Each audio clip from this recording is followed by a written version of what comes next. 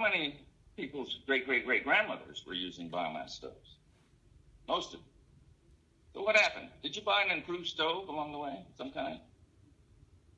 No, you switched to gas and electricity. And everybody uses gas and electricity, one or both, most likely both. So we know what's clean. It's not a mystery. We know what people use. It cooks 60% of the world's meals every day. Every cuisine in the world is cooked with gas and electricity. We're doing almost nothing in this area. I mean, we talk about it, but we're not doing it.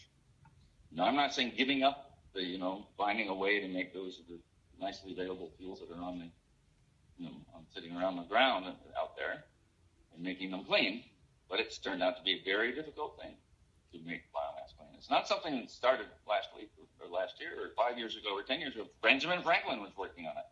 You find stuff in the Royal Society in the UK 500 years ago about it, or 400 years ago. So anyway, okay, I'll finish. So my two last points I want to make, and that if you look at it as a health problem, it looks different. Sure, there's interesting science. Which chemical in it is doing what? But do we need to know that? Health problem? We don't know. We still $50 billion. We still don't know what it is in cigarettes that hurts you in detail. Does that mean we don't do anything about cigarettes? We know that cigarettes are bad for you. We get rid of it without knowing whether it's the black carbon or the formaldehyde or the BAH or the particles or whatever. We don't need to know that. Get rid of this.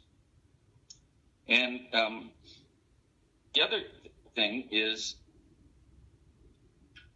now, personal perspective, working a lot in South Asia, I think, can't speak for Africa, and it's a different story in China.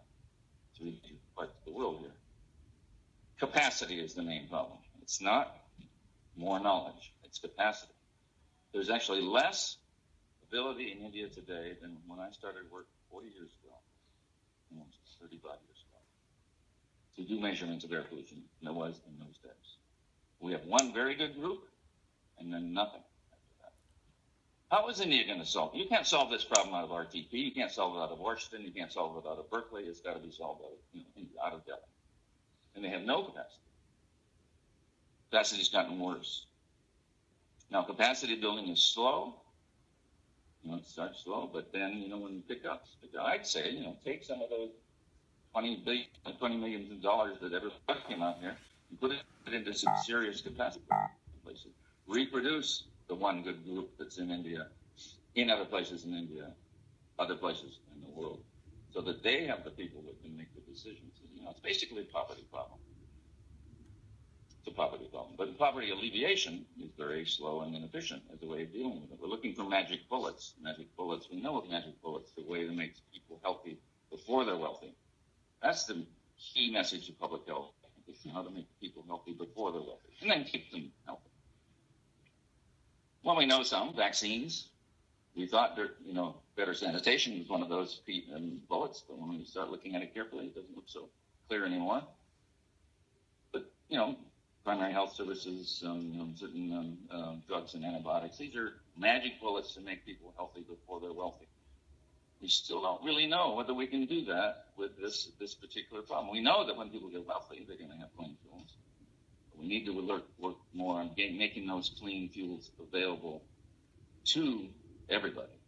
Move them down the ladder. Move them down the energy ladder. Get more efficient, cleaner fuels. And this is a very different, working in this area as we know now just in the last year. It's a very different world. You're not working with NGOs. You're not working with health people. You're working with ministers of petroleum to expand their LPG.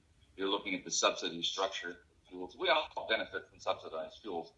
Just a slight shifting of that subsidy around would make fuel LPG cheap enough for people to do. Countries have done it. Ecuador now has 100% use of LPG because they subsidize their LPG. And if you do the calculations on the health side, the benefits are more than worth those kinds of subsidies. You don't have to go on forever.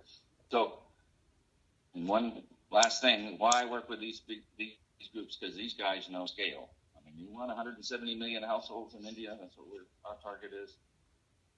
Okay, we'll sit down and talk about it. What are the power requirements? How much LPG do we need to import? What are the storage facilities and how many distributors and so forth? There's no place, nobody you can go to talk to about a biomass stove, even if you had one that was clean enough. Thank you very much. The next speaker is Bill Martin from Ohio State University.